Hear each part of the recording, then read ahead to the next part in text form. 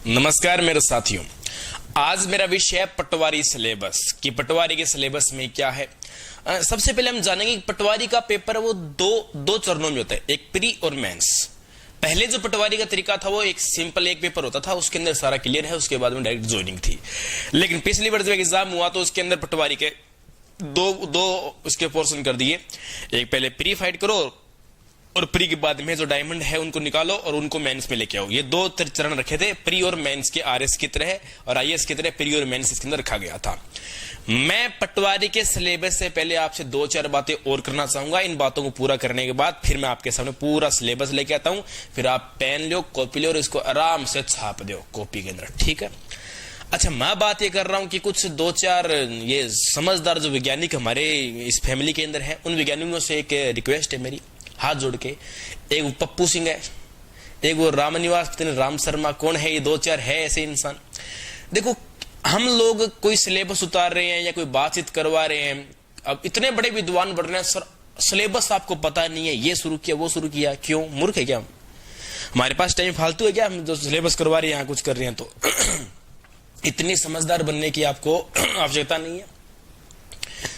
ज्यादा ही कोई समझदारी है ये तो इसमें नंबर दे रखा है साइड में, यहाँ कॉल करके अपनी समझदारी का जरूर एक बार परीक्षण करें। आप जो बातचीत कर रहे हो, हम सब कुछ करवा रहे हैं हमारे पूरा देख देख के। अब रीजनिंग नहीं है जी, लिखा नहीं हुआ।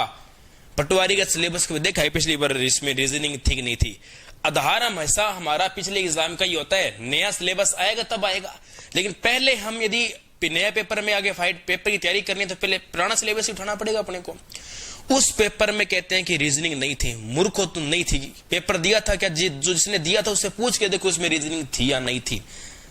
नहीं तो आप सिलेबस उठा के देखो, अपने सरकारी RSMM SSC बोर्ड पे जाओ और उस पे जाके देखो उस पे सिलेबस में है कि नहीं।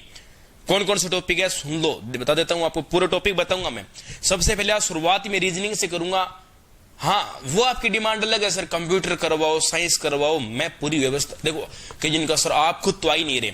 देखो क्या है कि पहले मैं टीम तैयार कर रहा हूँ, टीम मेरे पास पूरी, वो तो सेटल हो जाए। मैं तो यही हूँ, कहा जाने वाला हूँ। मैं तो कराऊंगा, वो मेरी टेंशन ना लो, मैं तो कराऊंगा। अभी कंप्यूटर की टीम की तैयारी कर रहे हैं, साइंस कर रहे हैं, तो उन सबको तैयार कर रहे हैं। और क्या मैं कराऊंगा, बिंदास रहो आप, निश्चित रहो, मैं कराऊंगा। जिस रो रखो एकदम बढ़िया देखो, कराशू खड़ी कौन जाऊं। अब देखो फाइनल बात क्या, अब सिलेबस उतार लेते हैं, अपने सिलेबस उतार लो। बता देता हूं रीजनिंग की टॉपिक कौन कौन से आएंगे, नहीं आएंगे। कुछ कॉमन टॉपिक भी कराए हैं। देखो, तार्किक शक्ति क्या होती है जानते हो ना? बस तो फिर तार्किक दक्षता बोलते हैं, वो है मानसिक योग्यता है। हाँ, तो ये रीजनिंग की टॉपिक और क्या है? थोड़े मेंटलिटी इसके अंदर यूज हो रही है, तो रीजनिंग के अंदर आ जाते हैं, ये वाला पूरा पोर्शन आ जाता है। देखो 50% है, उनमें से 25 रीजनिंग के, 25 इसके अंदर मैथ्स के आएंगे पर्सन। ध्यान रखना इस बात को, मान के चलो 15 से प्लस % रीजनिंग के आपके आने ही आने हैं। टॉपिक कौन कौन से हैं रीजनिंग के टॉपिक आप नोट कर लो, बताता हूं। सबसे पहले कथन निष्कर्ष वाला टॉपिक है, कथन निष्कर्ष है, कथन निष्कर्ष टॉपिक आएगा। इसके बाद में कथन निष्कर्ष हो गया, और इसके कथन एवं मान्यताएं, ये टॉपिक आएगा।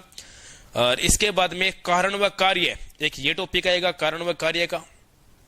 फिर इसके बाद कुछ टॉपिक और हैं, जैसे गद्यांश से निष्कर्ष निकालना, प्रश्न व कथन। ये टॉपिक वास्तव में थोड़े से स्टैंडर्ड की टॉपिक है, ये जो पटवारी में दे रखे हैं। फिर क्रमबद्ध करना, सीक्वेंस आता है, वो आएगा। दिशा वगैरह ज्ञात करना, आयु संबंधी निकालना, और जो आ रहा है ये रक्त संबंध पूछ रहा है, ये पूछेगा। संख्या और श्रेणी, ये आएगा। बेमेल छांटना, जैसे कई बार क्या राजधानी दे रखी है, जैसे वो देगा दिल्ली बराबर भारत, फिर वो पूछेगा जैसे ढाका बराबर बांग्लादेश, फिर देगा बीजिंग बराबर चाइना, फिर एक और ऑप्शन में ठोक देगा इस्लामाबाद बराबर अफगानिस्तान। बेमेल को छांटिए तो अफगानिस्तान बेमेल होगी, इस प्रकार से बेमेल का आ जाएगा। कोडिंग डिकोडिंग, कूटवाचन, कोडिंग डिकोडिंग मतलब कोड डिसाइड करना है आपको। आकृतियां, उनके उपविभाजन, उनसे जुड़ी समस्याएं, पद अनुक्रम, शब्द निर्माण, मतलब ये मान के चलो लगभग बड़े बड़े टॉपिक तो आपके रीजनिंग के इसके अंदर आ गए। और जो टॉपिक बच्चों को कंफ्यूज कर रहे हैं, हमने टॉपिक क्लॉक शुरू किया है। भाई देखो, एक सोल्यूशन ये, आप चाहो तो हम इसको बंद कर दें, और तो क्या है भाई, आपको अच्छा नहीं लग रहा है रीजनिंग वगैरह, तो सब कराएंगे, आप बस जुड़े रहो। रीजनिंग शुरू कर दी, रीजनिंग इस पे बराबर है। अब दूसरे मैथ्स के सुन लो, मैथ्स के टॉपिक कौन कौन से इसके अंदर बड़े बड़े आएंगे, वो बता देता हूं आपको। मैथ्स के टॉपिक कौन कौन से आने वाले हैं। एक तो है प्राकृतिक संख्याएं, परिमेय अपरिमेय संख्याओं का दशमलव प्रसार, वास्तविक संख्याओं की सक्रियाएं, वास्तविक संख्याओं के लिए घातांक नियम, अनुपात, समानुपात, प्रतिशत, लाभ हानि, बट्टा, साधारण ब्याज, चक्रवृद्धि ब्याज, समय में दूरी, समय चाल निकालना है, आंकड़ों का विश्लेषण। तो ये बड़े बड़े टॉपिक, ये जो अपने रेखा चित्र, दंडारेख, पाई चार्टर, ये सब उसके अंदर है। भाई देखो, मुद्दे की बात ये है, फाइनल बात ये, जितने भी टॉपिक आपके लगते हैं उससे मैं एडवांस ही कराऊंगा, कम कराने वाला नहीं हूं, पूरा सिलेबस कराया जाएगा। अब है दूसरे पर्सन की बात। देखो, मैथ रीजनिंग की बात होगी, कंप्यूटर आएगा, कंप्यूटर बेसिक सारा ही आएगा, अब लिखना है क्या है, बेसिक कंप्यूटर पूरा आएगा। फिर हम बात करते हैं ज्योग्राफी वगैरह में क्या आएंगे, राजस्थान का भूगोल, राजस्थान ज्योग्राफी, राजस्थान जीके इसके अंदर आपको हाईलाइट रखना है, राजस्थान जीके इसके अंदर आना है। अच्छा, क्या आएगा, बेसिक पूरा ही आता है। कुछ हटके टॉपिक है वो आप देखना कि जो अन्य एग्जाम के अंदर नहीं आते वो इसके अंदर आएंगे, वो कौन कौन से हैं। पहले मैं वो बात करता हूं, कॉमन ज्योग्राफी जो हर एक सिलेबस में आती है वो ज्योग्राफी। हटके टॉपिक वो कौन से हैं, जैसे भूमापन सर्वेक्षण, जरीब फीता सर्वेक्षण, ठीक है, जरीब के प्रकार, उनकी सर्वेक्षण की विशेषताएं, समस्याएं, ये जरीब वाला पोर्शन ये पटवारी के लिए स्पेशल चाहिए होता है। तो ये, अब इसके अलावा 16 बड़े बड़े टॉपिक है अन्य, वो कौन से, स्थिति विस्तार, मुख्य भौतिक विभाग, मरुस्थलीय प्रदेश, अरावली, मैदानी भाग, पठारी भाग, ये पूछ रहे हैं।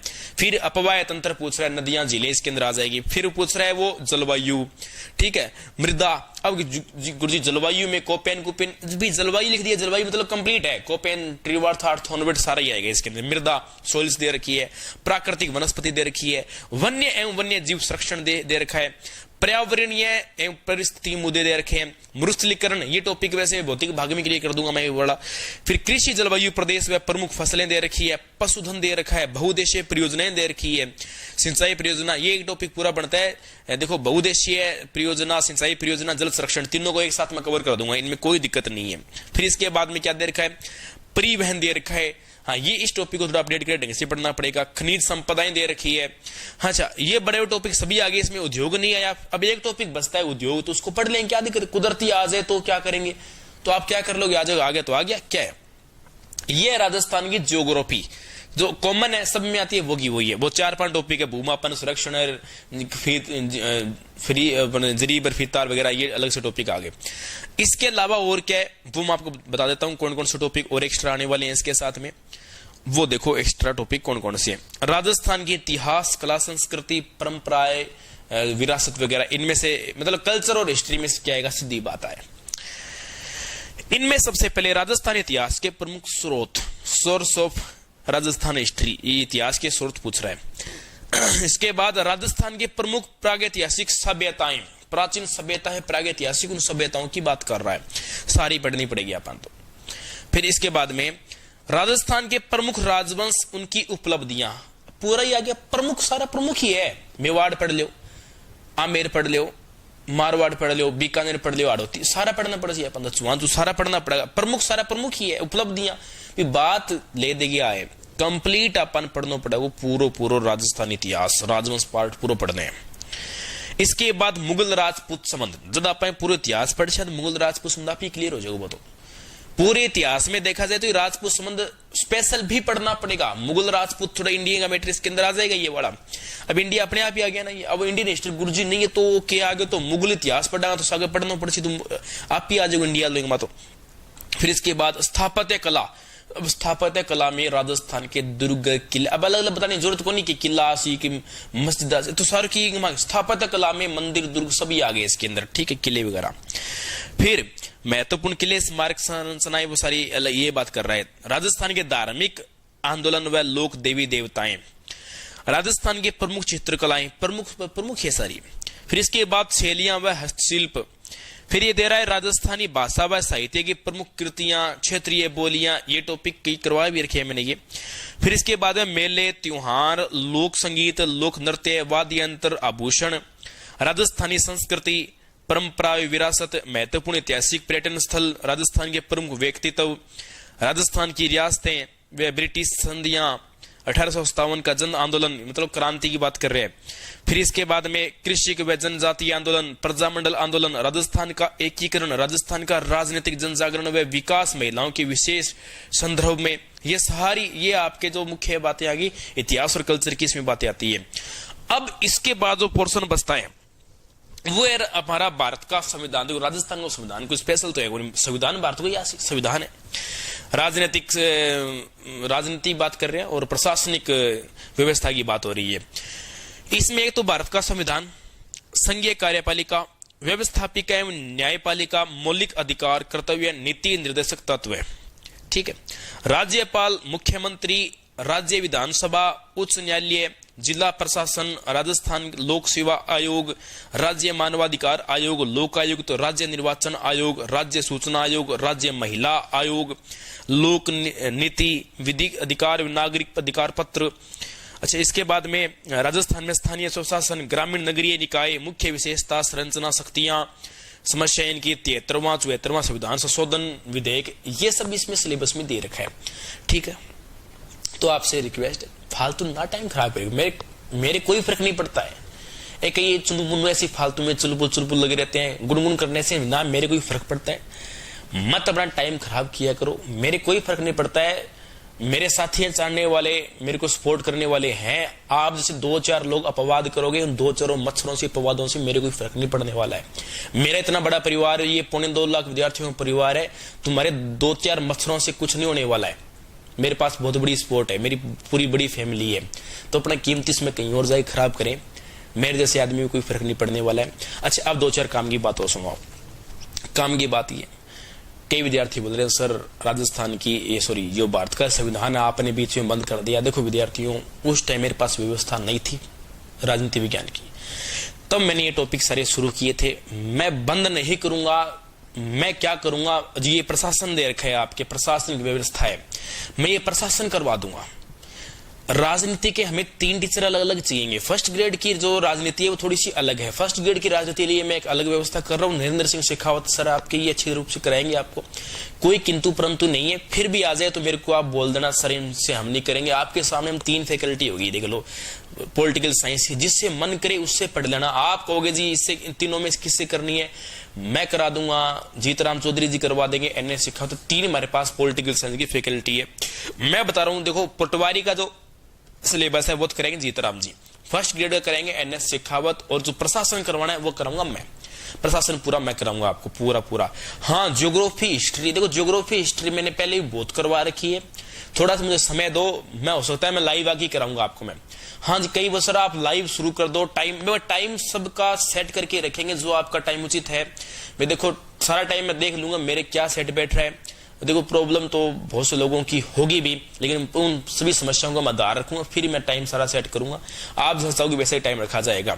हिस्ट्री ज्योग्राफी थोड़ा सा समय दो मुझे, मैं शुरू करूंगा, बिल्कुल शुरू करूंगा, कोई दिक्कत नहीं है। और लाइव क्लासेस में थोड़ा भी समय लगेगा। एक बार आपको प्रॉपर क्लासेस मिल रही है, एक बार हम सभी को लो। मैं थोड़ी व्यवस्था कर रहा हूँ, देखो थोड़े क्या उपकरण वगैरह हमें इसकी आवश्यकता होती है, मैं सारा ये अवेलेबल कर लूं, पूरा स्टूडियो सेट कर लूं, उसके बाद में आपके लिए लाइव क्लास भी शुरू कर दूंगा।